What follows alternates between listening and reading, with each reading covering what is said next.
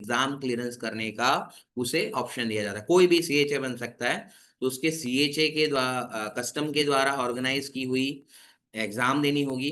उसके 3 trials maximum आप दे सकते हैं, और एग्जाम क्लियर होने के बाद आपका इंटरव्यू लिया जाएगा। इंटरव्यू लेने के बाद कस्टम आपको एक लाइसेंस इश्यू करता है जिसका नाम है कस्टम ब्रोकर लाइसेंस। ठीक है, अब वो कस्टम ब्रोकर लाइसेंस जो होगा वो आपका ये एक्सपोर्ट, और उसमें आपको एलिजिबिलिटी क्या है, तो मिनिमम आपका पोस्ट ग्रेजुएशन होना चाहिए। अगर आप पोस्ट ग्रेजुएट नहीं है तो आपको ग्रेजुएट हैं, तो पहले सीएचए के अंडर में आपको 6 महीने काम करना होगा, फिर आपको जी कार्ड मिलेगा, और उस बेस पर आप सीएचए की एग्जाम दे सकते हैं। सीएचए ऑलमोस्ट सारा काम करता है। सीएचए प्रोडक्ट सिलेक्शन और बायर फाइंडिंग के अलावा, मैन्युफैक्चरिंग के अलावा सारा काम करेगा। आपके प्रोडक्ट को कहीं से उठाना है, पैक करना है, मेजर करना है, बीएल लाना है, इंश्योरेंस लेना है, एवरीथिंग ही कैन डू। सारे काम, अब जितना काम उसको सोचो सोपोगे एक्सपोर्ट इंपोर्ट के रिलेटेड, वो सारा काम कर सकता है। दूसरा होता है फ्रेट फॉरवर्डर, है ना। अब ये सीएचए और फ्रेट फॉरवर्डर में हम हमेशा कंफ्यूज रहते हैं। सीएचए का मेन काम होता है कस्टम क्लियरेंस, उसकी जो मेन प्रोफाइल है या उसका जो मेन काम है that is a custom clearance, custom से माल को छुड़वा के देना। ठीक है, और फ्रेट फॉरवर्डर जिसे हम फॉरवर्डिंग एजेंट भी कहते हैं, फॉरवर्डिंग एजेंट या फ्रेट फॉरवर्डर का काम है मटेरियल के मूवमेंट को रखना। मटेरियल मतलब एक्सपोर्ट का जो मटेरियल है या इंपोर्ट का जो मटेरियल, उसका मूवमेंट करना। मान लीजिए आपके फैक्ट्री से कस्टम में लाना है पोर्ट पे या एयरपोर्ट पे, फिर आपका मटेरियल जो है ट्रेन ट्रेन के द्वारा पोर्ट पे भेजना है, आईसीडी से पोर्ट पे भेजना है, पोर्ट से बायर के पोर्ट पे भेजना है, बायर के पोर्ट से बायर के प्लेस तक भेजना है। ये जो काम होता है वो फ्रेट फॉरवर्ड या फॉरवर्डिंग एजेंट का होता है। अब मान लो ये दोनों व्यक्ति अलग हैं, custom clearance and freight forwarding, ये दोनों काम आपको मैंने समझाया। अगर मान लो दोनों काम एक ही व्यक्ति करता है तो उसे क्लियरिंग एंड फॉरवर्डिंग एजेंट कहा जाता है। क्या? क्लियरिंग मतलब कस्टम क्लियरेंस, फॉरवर्डिंग मतलब ट्रांसपोर्टेशन लॉजिस्टिक का जो काम करता है। दोनों व्यक्ति अगर दोनों काम एक ही व्यक्ति कर रहा है तो that is called a clearing and forwarding agent work. ठीक है, अब ये प्रोफाइल जो है, अब सीए से आप कैसे अपॉइंट करें, कब अपॉइंट करें, ये भी इंपॉर्टेंट है। आप अगर एक्सपोर्टर हैं तो आपको सीएचए या फ्रेट फॉरवर्डर कब अपॉइंट करना चाहिए आपके हिसाब से? मान लीजिए मैं आपका सीएचए हूं या फ्रेट फॉरवर्डर हूं, तो आप मुझे अपने काम के लिए कब अपॉइंट करेंगे, और आपकी एक्सपेक्टेशन क्या रहेगी? एज अ एक्सपोर्टर आप सोचें, है ना, मैं तो आपको बताऊंगा ही, लेकिन आप सोचें आप एक्सपोर्टर हैं, तो आप मुझे एज अ सीएचए अपॉइंट कैसे करेंगे, और आपके क्या क्वेश्चन होने चाहिए? एज अ एक्सपोर्टर आपके क्या क्वेश्चन होने चाहिए? यस।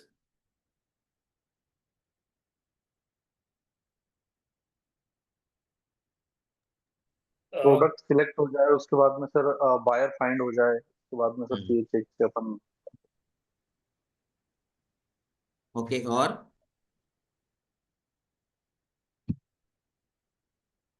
प्रोडक्ट का क्वालिटी चेक करने के लिए लगेगा वो। और वहां से मटेरियल सपोज कस्टम तक लाने के लिए, शिपिंग बिल फिल करने के लिए। नहीं, मैं सीएचए हूँ, आपके क्वेश्चंस क्या होंगे मुझे लेकर? मान लीजिए, देखो एक चीज ये याद रखना, वर्बली किसी से बात नहीं करना है, फोन पे नहीं, फोन पे किसी से बात नहीं करना है। जो भी बात करेंगे, है ना, आप जो भी बात करेंगे मीटिंग करके करना है, फिजिकल, है ना। उसको आपके ऑफिस पे बुलाना है, या आप चाहें तो उसके ऑफिस पे जा सकते हैं, जो आपको ठीक लगे। फोन पे कोई बात नहीं, पर्सनली मिलना है, फिर उस हिसाब से उससे डिस्कशन करना है, और फिर फाइनल करना है। और यहाँ पे ये भी याद रखना, never depend on one person या वन पार्टी या वन वेंडर, आप जो भी बोलते हैं, किसी एक व्यक्ति पे आप डिपेंड नहीं करेंगे।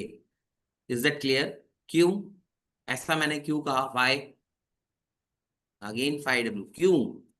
मान लीजिए आपने आपकी मटेरियल रेडी होने पर आपके सीएचओ को जो फाइनल किया हुआ है उसको कॉल किए, वो बोलता है अभी मैं बाहर हूं, या अभी मैं बीमार हूं, अभी ऐसा हुआ है, या ऐसा कोई अनअवॉइडेबल सर्कमस्टेंसेस आ गए जो वो मना कर रहा है ना, तो क्या करेंगे आप?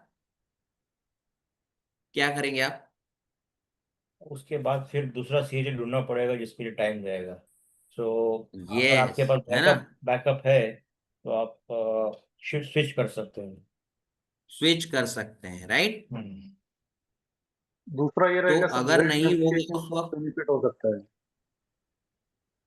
तो इसका मतलब उस पे एक व्यक्ति पे डिपेंड नहीं रहना है, आपको उसके लिए ऑप्शंस हमेशा रेडी होने चाहिए, है ना। इमीडिएटली तो मिनिमम तीन से चार लोग आपके ऑप्शंस पास। रहेंगे तो चार्जेस वगैरह भी वो बराबर क्लेम कर रहा है नहीं कर रहा है वो भी पता चलेगा। यस, यस, है ना। और फिर इमरजेंसी में काम करना और इमीडिएट आपको पार्टी मिल जाए। मान लीजिए सप्लायर की बात करते हैं, आप ट्रेडर हैं, मर्चेंट एक्सपोर्टर हैं, या कोई पार्टी है ना, आप किसी सप्लायर मैन्युफैक्चरर को कॉल कर रहे हैं, पार्टी को कॉल कर रहे हैं, वो बोलता है कि इतनी जल्दी मैं इतना ऑर्डर आपका कंप्लीट नहीं कर पाऊँ, क्योंकि उसके पास भी ऑर्डर हो सकते हैं, है ना। उसके पास ऑलरेडी ऑर्डर्स हैं, आपने उसको कॉल किया कि भी मुझे 5 टन माल चाहिए, अर्जेंटली भेज दो या 10 दिन में भेज दो, वो बोलता है नहीं, मिनिमम 2 महीना लगेगा। तो क्या करेंगे आप?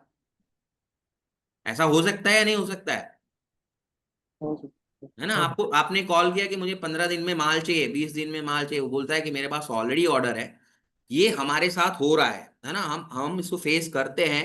वो मैं आपको बताता हूँ कि ऐसा ना हो कि आप ऑलरेडी बिंदास हो गए हैं, ऑर्डर हो गया है, फिर क्योंकि अगर आपने यहाँ पे मिस किया तो आगे आपको प्रॉब्लम्स हमेशा कंटिन्यू रहेगी, क्योंकि टाइम जो था वो ऑलरेडी ज्यादा हो चुका है, फिर वो आगे आगे आगे आपका डिले होता जाएगा। फिर अगर मान लीजिए आपका ईसीजीसी भी है, डिलीवरी भी टाइम पे नहीं किया, तो आपको पेमेंट भी नहीं मिलेगा फ्रॉम द पार्टी। अभी थोड़ी देर पहले हमने सीखा।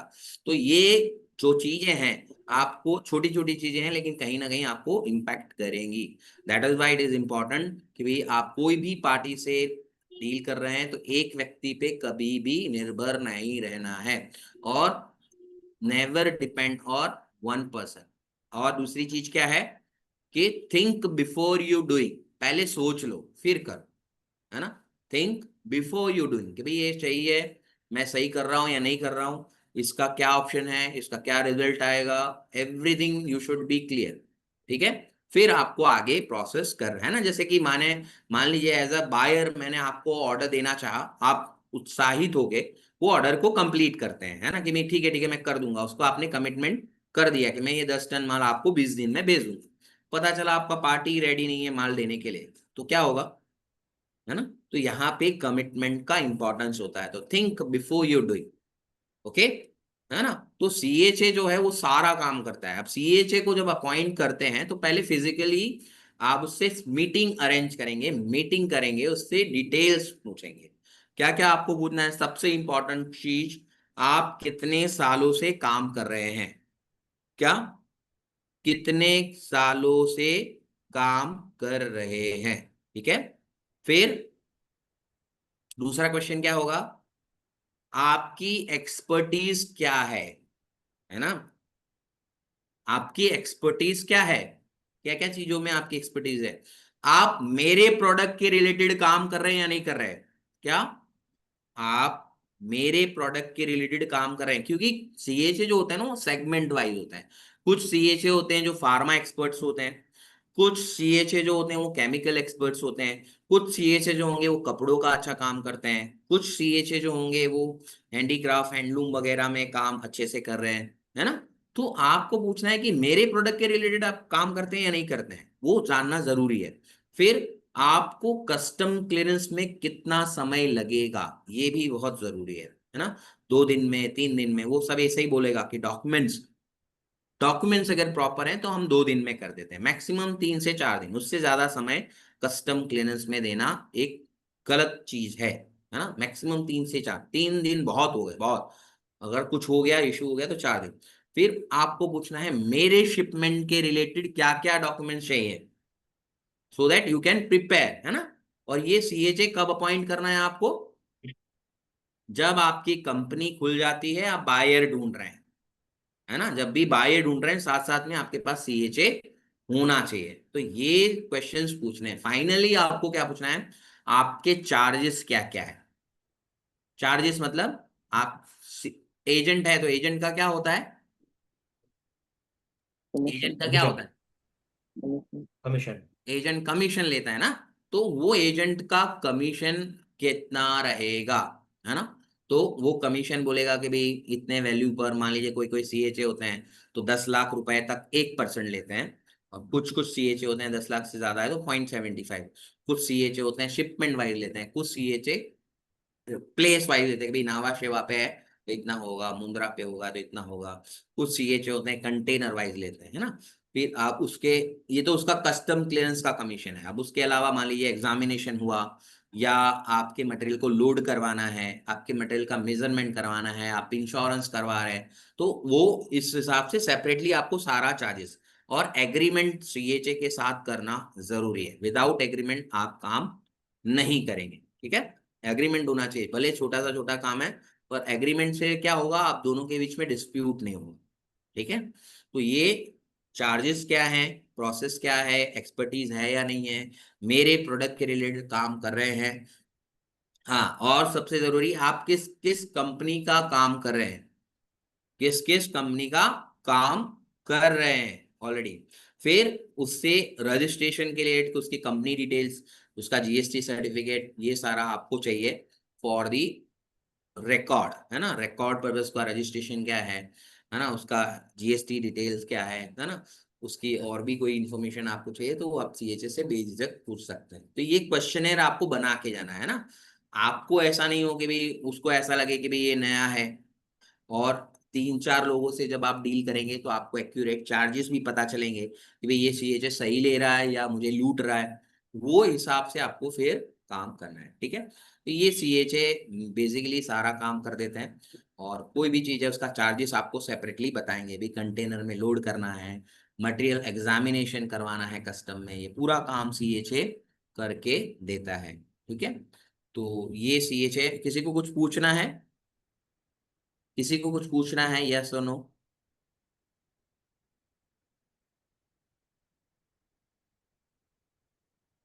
यस,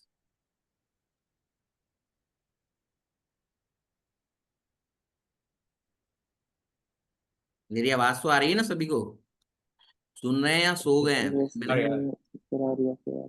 है ना, तो ये आप पढ़ें, आप लोग इसको पढ़े से पढ़ना है, कुछ है नहीं, जस्ट मैंने जो आपको शेयर किया वही है, सभी लोग इसको पढ़ेंगे।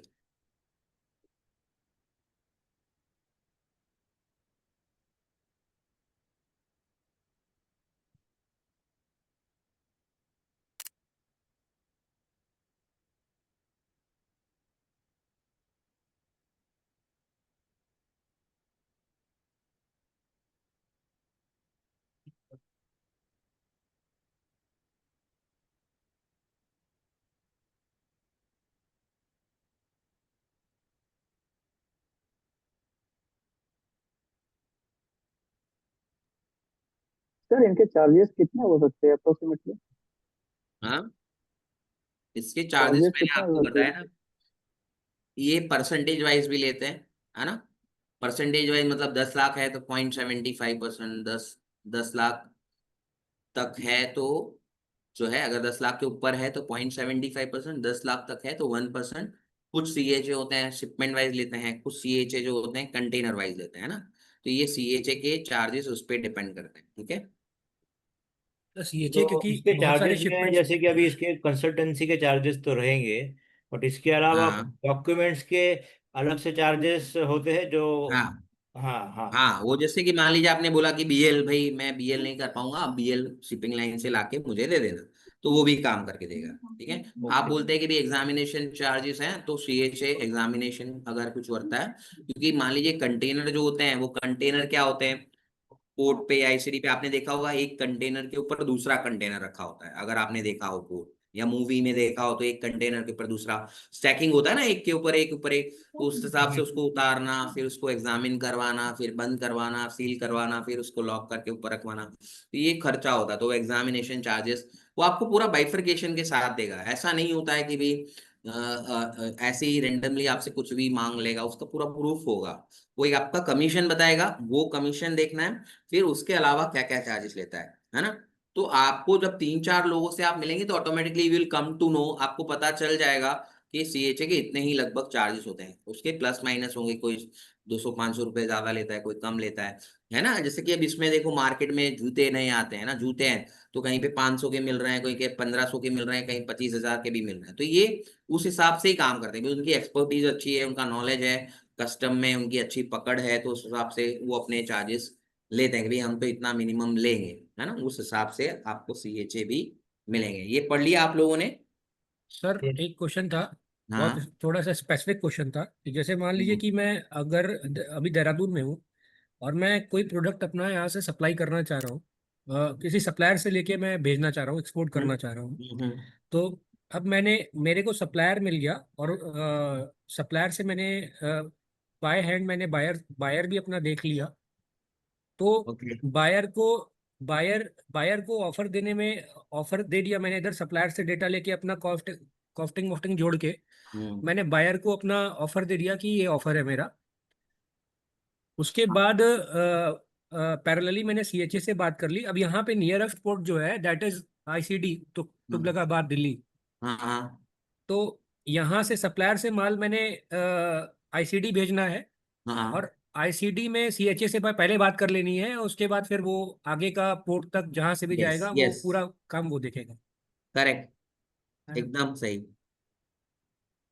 तो ठीक सर है। इसमें इसमें मुझे एक चूंकि मैं अभी गारंटीड शिपमेंट प्लान का ले रखा है, तो मुझे हाँ ये हेल्प मिलेगा सर इसमें मुझे कि किस तरह से क्या करना है आगे थोड़ा। बिल्कुल बिल्कुल, पूरा अभी ये तो आपकी क्लासेस हैं, इसके बाद आपको पूरा गाइडेंस दिया जाएगा और स्टेप टू स्टेप सिखाया जाएगा कि इसमें आपको क्या क्या करना है। ठीक है। जी सर, ठीक है। हम्म। ओके। Thank you.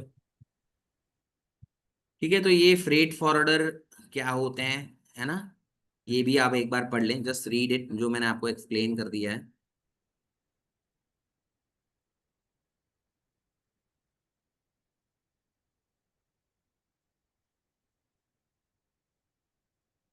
तो कुछ केसेस में ये भी होता होगा ना कि सीएचए ही फ्रेट फॉरवर्ड का भी काम करता है। अगर वो दोनों काम करता है तो उसे क्या कहते हैं, क्या कहते हैं? Carrying and forwarding. Very good, clearing and forwarding. Okay. अगर दोनों काम एक ही व्यक्ति कर रहा है तो क्या कहलाएगा वो? Clearing and clearing forwarding. Forwarding. कर सकते हैं, ऐसा कोई इशू नहीं है।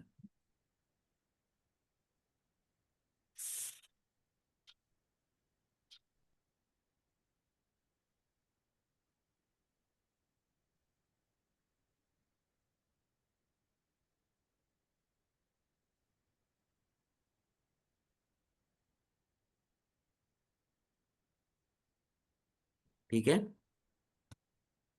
अब हमारा जो पीपीटी है उसको भी एक बार देख लेते हैं।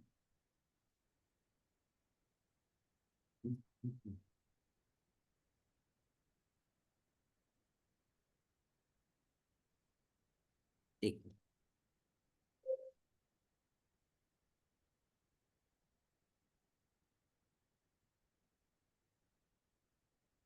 ये सीएचए है, देखो सीएचए का रोल क्या होता है उसको पढ़े।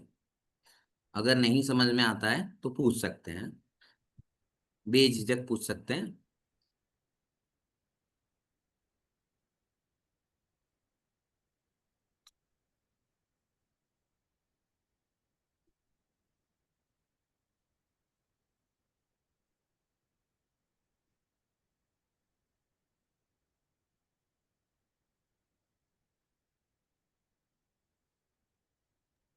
ये सीएचए वेरी हो जाएगा सर, अगर मान लीजिए कि मैंने यहाँ से आईसीडी में एक सीएचए पकड़ा हम्म।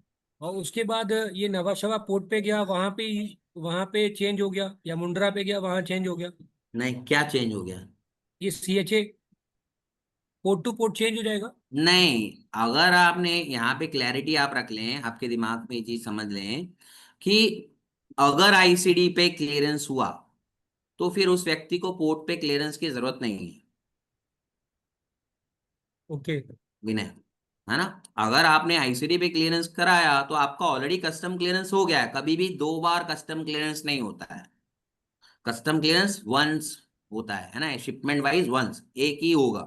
फिर आईसीडी पे गया मतलब क्लियरेंस, हमने आईसीडी क्यों बनाई? गवर्नमेंट ने आईसीडी बनाने का पर्पस ही यही रखा है कि आपको पोर्ट पे ना जाना पड़े, है ना। आपको पोर्ट यहाँ पे जाने की जरूरत नहीं है, आईसीडी से मटेरियल ट्रेन में जाएगा पोर्ट पे, पोर्ट से सीधा शिप में लोड होके एक्सपोर्ट हो जाएगा। ये सारी जिम्मेदारी आपके फॉरवर्डिंग एजेंट की होगी, या सीएचए, दोनों एक ही हैं तो क्लियरिंग एंड फॉरवर्डिंग एजेंट की होगी। ठीक है, सही है sir. Okay. Thank you. Thank you. 2 bar clearance नहीं होता, यहाँ पे भी होगा आईसीडी पे, फिर पोर्ट पे जाएगा, नहीं।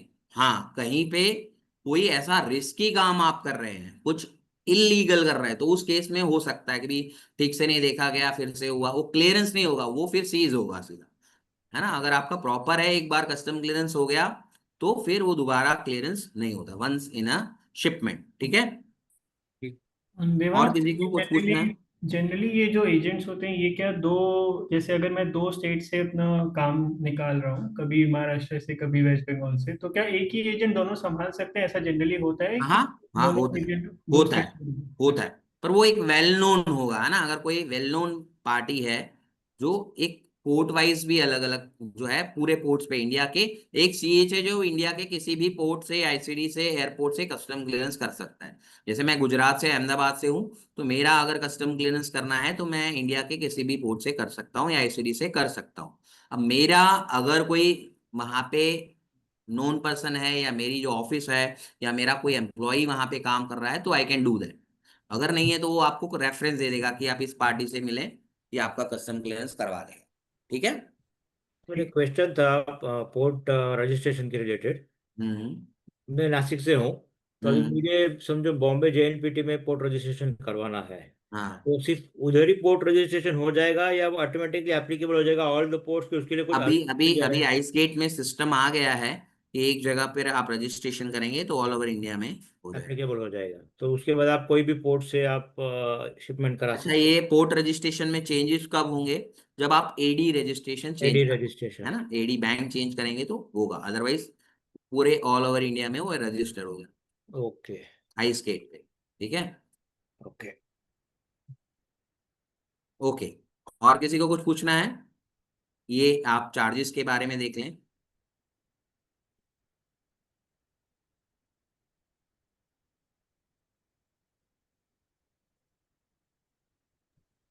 देवांग सर, सॉरी, एक बार ये पोर्ट रजिस्ट्रेशन में थोड़ा सा क्लियर नहीं हूँ, क्यों जो अभी प्रीतम ने पूछा आपने फर्स्ट सेशन अटेंड किया था ना?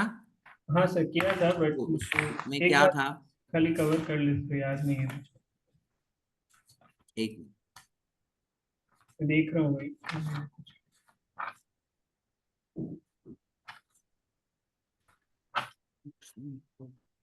उसका मैंने देखा था समवेयर अराउंड 3000 प्लस जीएसटी, ऐसा कुछ तो भी चार्जेस है, इज दैट राइट? चार्जेस है, वो बात बराबर है, but he wants to know what is AD हाँ हाँ। रजिस्ट्रेशन। एडी रजिस्ट्रेशन क्या होता है? वो बैंक आपको प्रोवाइड करता है AD code as a dealer, हाँ एंड वो that code has to be registered with the custom authority कि दिस इज द एक्सपोर्टर। मैंने आयुष मैसेज डाला है, आप लिख लें या कॉपी कर लें। Okay sir. ठीक है, तो ये एडी रजिस्ट्रेशन मतलब ऑथोराइज डीलर कोड, जो बैंक हमें देती है। बैंक को कौन देता है? आरबीआई। तो ये आरबीआई की जो कोड है, ये एडी कोड हमें बैंक से लेना होता है at the time of port registration. हमारा कस्टम क्लियरेंस होने से पहले पोर्ट रजिस्ट्रेशन होना जरूरी है। आपका सीएचए इसमें भी आपको हेल्प करता है। ठीक है, सर ये एडी कोड का स्पेसिफिक फॉर्मेट होता है कि उसी फॉर्मेट में चाहिए, या नहीं नहीं, फॉर्मेट नहीं, वो कोई एक बैंक को मैंने पता बैंक से चल लिया जाएगा। है, हाँ मेरे बैंक ने दे दिया मुझे, प्रॉपर सब डिटेल्स डाल के दिया हुआ है, तो आई थिंक दैट शुड चलेगा, वर्क बिकॉज उसमें आपका कस्टमर नाम को आपके होना नंबर चाहिए, से मतलब होगा। आपके कंपनी का नाम होना चाहिए, करेक्ट। आपके कंपनी का अकाउंट नंबर होना चाहिए, और उस बैंक का एडी कोड होना चाहिए। ये तीन ओके। इंपॉर्टेंट चीज उसके अंदर होनी चाहिए। ठीक है, ओके। आपका आईसी नंबर भी होना चाहिए उसमें। करेक्ट। ठीक है, तो ये उसके चार्जेस हैं सीएचए के, जो मैंने आपको समझा दिया है ऑलरेडी। सर ये जीएसपी क्या होता है? क्या? GSP charges? जीएसपी मतलब सर्टिफिकेट ऑफ ओरिजिन बोलते हैं उसे, है ना। अभी थोड़ी देर में हम समझेंगे जीएसपी क्या होता है। ठीक है, अब आईसीडी, आईसीडी क्या है वो भी हमने फर्स्ट सेशन में समझ लिया था। जस्ट रीड इट एवरीवन, है ना। आईसीडी क्या है पता है ना सभी को? यस और no? Hello, am I audible? Yes. हाँ, आईसीडी पता है आप लोगों को? What is ICD? क्या होता है आईसीडी? जहाँ पे सारे कंटेनर्स वहाँ पे आके डिपोट देते हैं। क्या? तो टर्मिनल जैसे होता है वो। जहाँ पे सी पोर्ट नहीं होता है वहां पे हम इनलैंड कंटेनर डिपो बना लेते हैं, जो हम लोग नहीं बड़े, बनाते, गवर्नमेंट मतलब हाँ बनाती है। गवर्नमेंट बनाती है। Basically it's a dry port. Dry हाँ, port. Very good. ICD it is called a inland container depot, which is a dry port. मतलब अगर भारत का नक्शा आप देखते हैं तो हर जगह पोर्ट नहीं है। जैसे कि अहमदाबाद में पोर्ट नहीं है, राजस्थान में पोर्ट नहीं है, एमपी में पोर्ट नहीं है, दिल्ली में पोर्ट नहीं है, यूपी में पोर्ट नहीं है। तो ऐसी जगह जहां पर एक्सपोर्टर इंपोर्टर हैं, तो वैसे जगह पर गवर्नमेंट, जहां पर पोर्ट नहीं है वहां पे ड्राई पोर्ट बनाती है। मतलब ऐसी जगह जहां पे कस्टम क्लियरेंस हो सके, वो व्यक्ति को पोर्ट पे जाने की जरूरत नहीं है, वो आईसीडी से अपना कस्टम क्लियरेंस करवा, सॉरी, आईसीडी पर अपना कस्टम क्लियरेंस करवा सकते हैं, राइट। तो वहां पे क्या होता है कि भाई स्टोरेज होता है, कस्टम क्लियरेंस होता है, कार्गो हैंडल्स होते हैं, कंटेनर में लोडिंग एंड लोडिंग होता है, पैकिंग होता है, मेंटेनेंस होता है। और ये सारे आईसीडी पोर्ट से कैसे होते हैं connected? ICD two port connection कैसे होता है? बाय बाय कैसे होता है ICD by two port? Train. हाँ, बाय ट्रेन। By train. कौन करता है ये ट्रेन का मूवमेंट? आईसीडी करता है। आईसीडी करता है, लेकिन कंपनी का नाम क्या है? हम्म, CONCOR, container corporation of India. आप देखेंगे गूगल में तो कंटेनर कॉरपोरेशन ऑफ इंडिया, वो मटेरियल का मूवमेंट, जैसे कि मान लीजिए यूपी में है, कोई एमपी में है ना, कोई अहमदाबाद में है, या कोई ऐसी जगह पर जहां पर पोर्ट फैसिलिटी नहीं है, तो वहां पे आईसीडी होगी, वहां पे ट्रेन की, रेल की कनेक्टिविटी होगी। अब वहां पे कस्टम क्लियरेंस हुआ, सीधा कंटेनर कॉरपोरेशन ऑफ इंडिया जो है आपके मटेरियल का जो है वो मूवमेंट कंटेनर्स के द्वारा पोर्ट तक करवा देगी, ये उसकी फैसिलिटी होती है, ठीक है। तो समझो समझो दिल्ली दिल्ली में आईसीडी है और हाँ, उसमें माल दिया, तो उसके बाद उसका भेजने का जिम्मेदारी तो आईसीडी का है to Bombay port for example. लेकिन वो जो चार्जेस, उसके चार्जेस है वो गवर्नमेंट बेयर करती है या पहले से इंक्लूड करती है, कस्टमर से ले लेती है? आपको क्या लगता है? मेरे आपके ख्याल हिसाब से मेरे मान ख्याल लीजिए से आपका गुड्स कोई है, कोई गुड्स है आपका, आप कहाँ से हैं प्रीतम जी? आई नासिक। थिंक हैदराबाद में। नासिक नासिक से, नासिक। नासिक से मान लीजिए मुझे अहमदाबाद ट्रेन में कुछ मंगवाना है, तो तो क्या चार्जेस, गवर्नमेंट फ्री में भेजेगी नहीं या नहीं, कुछ पैसे चार्जेस लगेंगे? लेवे, उस चार्जेस उसमें इंक्लूड करेगी। यस, उसका नॉमिनल ट्रांसपोर्टेशन कॉस्ट होगा। हम भी ट्रैवल करते हैं तो क्या करते हैं, मान लीजिए मुझे ट्रेन में जाना है यहाँ से नासिक, है ना, मुझे त्र्यंबकेश्वर का दर्शन करना है, मुझे जाना है ट्रेन में, तो क्या मुझे चार्जेस लेगी?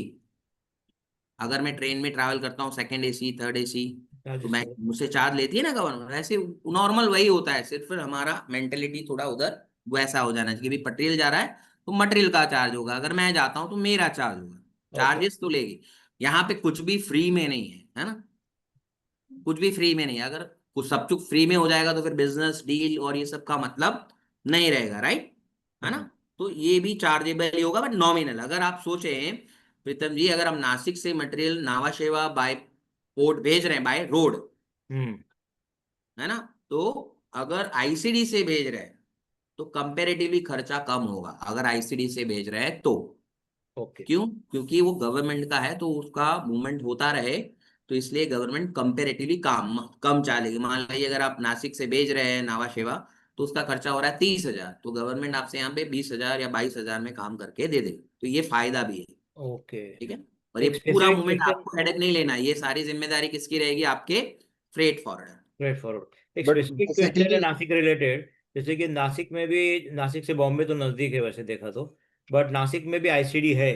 बट हाँ हाँ, आई नो। वो सभी प्रोडक्ट के लिए है कि only for, it is only for onion? Every every product, ऐसा कोई रिस्ट्रिक्शन नहीं होता है आईसीडी में कि अच्छा। भाई आपको पता है कि भाई मटेरियल सेफली जाएगा, है ना। जैसे कि अब ऐसा नहीं होगा वेजिटेबल्स, अगर वेजिटेबल्स फ्रूट भेज रहे हैं तो वो रिस्की हो सकता है, नहीं बट तो मुझे अगर आईसीडी ऐसी में भेज, नासिक आईसीडी भेजना पड़ेगा या नावा शेवा भेजना पड़ेगा? आईसीडी नासिक, ओके, क्योंकि आपको नावा मैंने शेवा, कहीं सुना था कि वो ये आईसीडी आपका डिसीजन ओनियन के रहेगा लिए कि आपको स्पेसिफिक। नावा सेवा भेजना है, आईसीडी भेजना है। It is, you are exporter, तो योर डिसीजन। ऐसे गवर्नमेंट उसमें इंटरफियर नहीं करेगी आप नावा शेवा से भेजें ना से, ये और डिसीजन। अब ओके। जैसे यहाँ से भी अगर मैं अहमदाबाद से बोलूँ तो पोर्ट ज्यादा दूर नहीं है, 400 किलोमीटर है, आपके यहाँ से 200 किलोमीटर होगा, 300 किलोमीटर होगा, राइट। तो डिस्टेंस है। मैं चाहूँ तो नावा शेवा भी भेज सकता हूँ, मुंद्रा भी भेज सकता हूँ, है ना। तो ये गवर्नमेंट का डिसीजन नहीं, मेरा डिसीजन है, मैं कैसे भेजना चाहता ओके। ओके। हूँ, ठीक है। ये सर जैसे सप्लायर शुरुआत में हमारे जानने वाले थोड़े से, मतलब अभी फर्स्ट टाइम जैसे बिगिनर है अपन, तो अगर कोई सप्लायर हमें कोई चीज़ सप्लाई कर रहा है उसको देखने के लिए हमें वहाँ पे जाना पड़ेगा जब वो भेज रहा है, या वो भेज रहा है पोर्ट पे भेज दिया उसने इसके आईसीडी लिए पे। आपके पास दो ऑप्शन है विनय जी। आप जी। पर्सनली जा सकते हैं या किसी क्वालिटी इंस्पेक्शन एजेंसी का सर्टिफिकेट ले सकते हैं। अच्छा, सेलर से क्वालिटी इंस्पेक्शन एजेंसी का सर्टिफिकेट ले लें। यस, और ये सर ये जो सप्लायर्स होते हैं इनमें में मान लो अपनी कस्टमाइज पैकिंग करवानी है एज पर द बिल्कुल करवा रिक्वायरमेंट ऑफ सकते हैं। सेलर बायर, तो उसमें भी पैकिंग के टाइम पे जो पैकिंग हमें कराएंगे वो पैकिंग किस तरह की रहेगी, क्या रहेगी, ये बायर से पूछ के फिर होगा। हाँ नहीं, जैसे बायर से अगर आपको, देखो पैकिंग वगैरह जो होती है ना, वो उसके वीडियो या फोटोज भी भेज सकते हैं। आज के जमाने में ऑनलाइन और सारा डिजिटलाइज हो गया है, तो पैकिंग के रिलेटेड उसको इश्यू नहीं होगा। आप वीडियो भेज सकते हैं या उसका एक सैंपल कुरियर कर सकते हैं कि भी देखो इस तरह से पैकिंग है ना, तो वो भी चलता है। समझ रहे हैं? जी हमको सर। ऐसा नहीं, सैंपल जब किसी चीज का अगर हमको फाइनल करना है ना, तो उसका सैंपल होता है हर चीज का, एक्सेप्ट प्रीसियस मटेरियल, है ना। प्रीसियस मतलब गोल्ड ज्वेलरी ये सब, उसका सैंपल नहीं होगा। बट छोटी चीजें जो हैं, और जो भी पैकिंग करना है मैं वीडियो भेज सकता हूँ, मैं उसको एक दो सैंपल के लिए प्रोडक्ट जो है सैम्पलिंग कर सकता हूँ, ये चीजें होती फिर फाइनल होता है ना। फिर जी। ऐसा नहीं होगा मटेरियल रेडी हो रहा है फिर सैंपल भेज रहा हूँ, वो मना मना कर रहे हैं, नहीं। पहले सैंपल जाएगा, वो ओके करेगा, डन करेगा, चेक करेगा, वेरीफाई करेगा, फिर वो ओके करता है, उसके बाद में फाइनल। ठीक है। और जो भी कम्युनिकेशन रहेगा बायर के साथ वो किस हम्म, पे, व्हाट्सएप पे करूं या फिर नहीं नहीं नहीं, मेल पे? Everything should be in mail. Mail, ठीक है। ठीक है।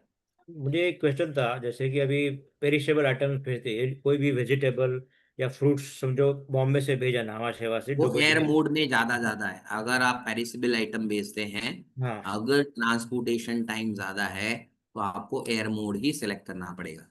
हाँ, वो तो छोटा क्वांटिटी होगा, बट मोस्टली मैंने देखा है कि पेरिशेबल जैसे कि पोमोग्रेनेट हो गया या फिर ग्रीन चिली हो गया, ये भी बाय सी जाता है।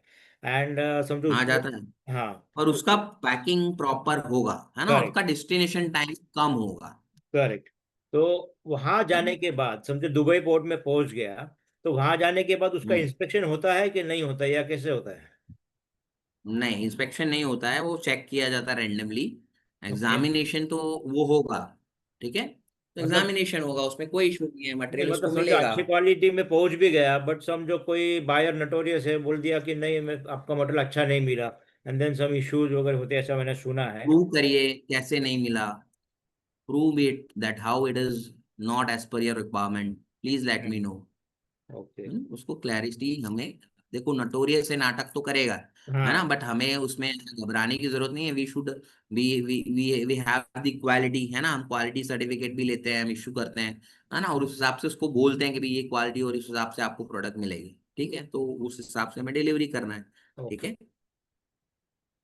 ओके, तो let's have a break of 15 minutes हो गई है ना, अभी 12:20 हो रहा है। हम 15 मिनट का ब्रेक लेते हैं, सभी लोग फ्रेश होके आ जाएं, जिसको लंच करना है 10 मिनट में करके आ जाएं, है ना, फिर हम हमारे सेशन को आगे बढ़ाते हैं। Is that okay with everyone? Yes, okay. Okay sir. है ना, तो let's have a break after that, like अभी 12:20 हो रहे हैं ना, तो 12:35 पर हम मिलते हैं।